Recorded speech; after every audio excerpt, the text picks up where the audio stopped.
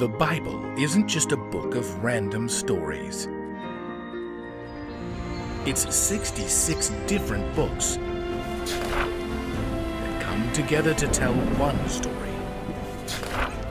An incredible one about God's love for us. And now for an amazing story inspired by the book of Acts, chapter 16, verses 11 to 15. Paul and Silas and a group of his friends had been traveling to visit the young churches that Paul had helped to start and to spread God's story in new places. Timothy had joined them in the city of Lystra, but as the group was about to enter the region of Asia Minor, God's Spirit stopped them.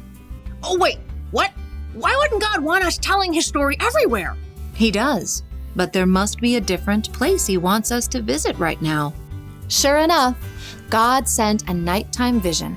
It seemed to Paul that a man from Macedonia was standing before him. Hello? Who are you? Come over to Macedonia. Help us. Paul was quick to share his vision with his traveling companions. Silas frowned. You sure about this dream? What if it was just that weird cheese you ate at dinner? Excitement glowed in Timothy's eyes. Macedonia's in Europe. No one's shared about Jesus in Europe, right? We'll be the first. Together, the group agreed that God was calling them to Europe. So, they found a boat. Anchors away! After docking in the city of Neapolis, Paul and his friends traveled by foot to the busy city of Philippi. Where will we stay? What will we do? What are the people like? Will they listen? Will they... Enough. God has brought us here, so he's got all that taken care of. There were no Jewish synagogues in Philippi, but there was a group of people who believed in God, and one of them was named Lydia, and she was a talented businesswoman. Just doubled our orders again. If we invest in enough donkeys, I think we can offer free 2-day shipping. Lydia sold a valuable cloth dyed a deep purple color. The dye maker wants to meet with you tomorrow. No business on the day of rest. I'll be down at the river.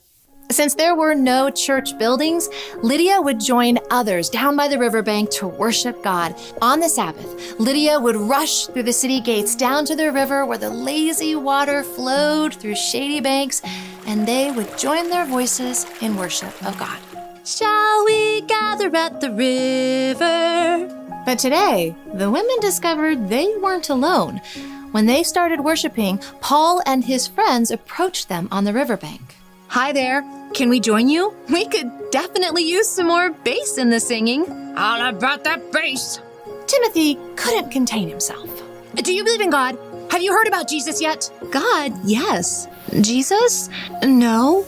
Is he one of your friends? You might say so. Lydia listened, fascinated, as Paul shared the story of how God had sent his only son to earth, providing a way for all believers to be made right with God. But this is amazing news. It changes everything. God has a purpose for each person who chooses to follow Jesus. Like me. This kid may be young, but he sure can preach. And me, well, I was trying to do away with Jesus' followers until God turned me around. I want to follow Jesus. Please, baptize me right now. Paul baptized Lydia as a sign of her commitment to Jesus. And when Lydia shared the story with her family, they all wanted to be baptized too. Hate to bug you about it, but you should get back home. Long day tomorrow. I've completely lost track of the day. Paul, where are you and your friends staying? About that. It might be cool to sleep up in this willow tree. No. I've got plenty of room in my home. If you consider me a believer, all of you, come stay at my house. Delighted to. Lydia opened up her house, giving Paul and his friends a home as they shared the story of Jesus throughout Philippi and built a brand new church. Later, when Paul's boldness in talking about Jesus got both him and Silas thrown in a Philippian jail, God freed them. And when he did, Lydia was there, to welcome them back into her home without any thought of her own reputation. Have some hot soup. Oh, and goodness, those robes are all torn up. We need to make you new ones. Purple, of course. Years after, when Paul was writing a letter to the Philippian church, he praised them for their generosity. It was something that certainly began with Lydia.